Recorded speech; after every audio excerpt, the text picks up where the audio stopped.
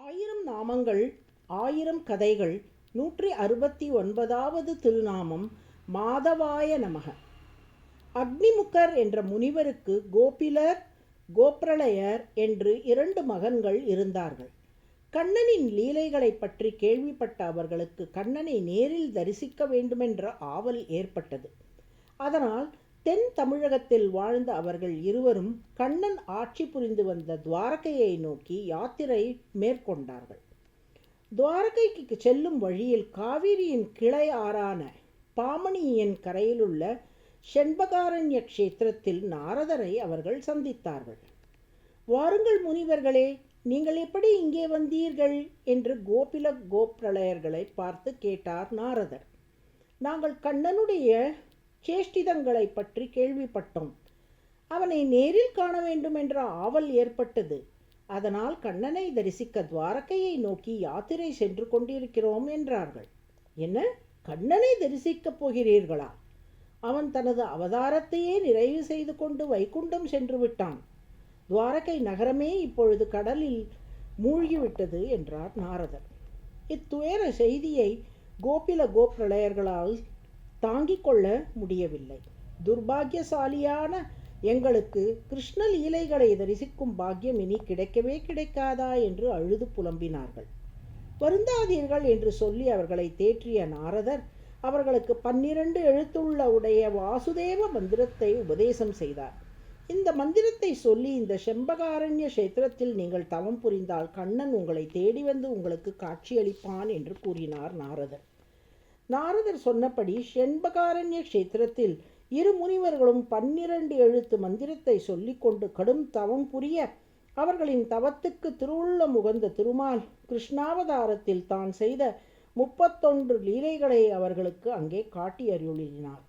32வது லீலையாக ஸ்ரீவித்யா ராஜகோபாலனாக ருக்மணி சத்யபாமாவோடும் பசுக்கன்றுக்களோடும் அவர்களுக்கு காட்சியளித்தான்.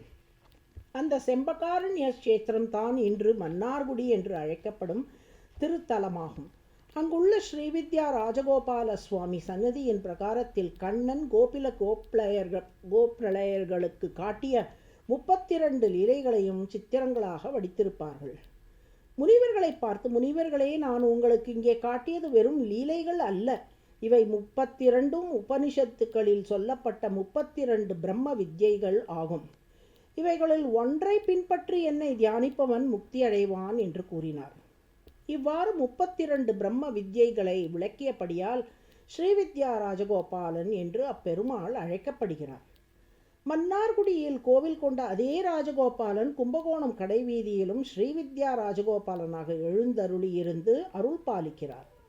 12ஆம் நூற்றாண்டில் வாழ்ந்த நடத்தூர் அம்மாள் என்னும் மகான் கும்பகோணம் ராஜகோபால சுவாமியை வணங்கி அப்பெருமாளின் அருளால் 32 பிரம்ம வித்யைகளிலும் சிறந்த பண்டிதம் பெற்றார். பிரம்மசூத்திரங்களில் உள்ள பிரம்ம வித்யைகளுக்கு நடத்தூர் அம்மாள் அருளிய விளக்கங்களை ஸ்ருத பிரகாஷிகை என்னும் நூலில் காணலாம். இன்றும் குடந்தை ராஜகோபால சுவாமி கோவிலில் பெருமாளுக்கு அருகே பிரம்ம வித்யைகளை விளக்கியவராக நடத்தூர் அம்மாளும் விக்கிரக வடிவில் எழுந்தருளியுள்ளார் என்பது குறிப்பிடத்தக்கது. மா என்றால் இறைவனை அடையும் வழியாக இருக்கும் பிரம்ம வித்யை என்று பொருள். தவ என்றால் தலைவன் என்று பொருள்.